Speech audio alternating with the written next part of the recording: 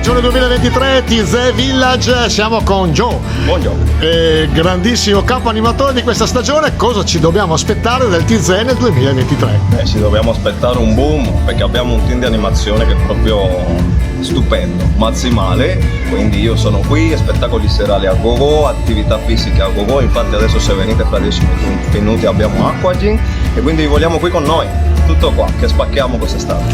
Ecco, il discorso è questo: tu o sei veneto o sei cubano. Già partiamo in Veneto. Cubano Veneto, diciamo così, dai, diciamo così.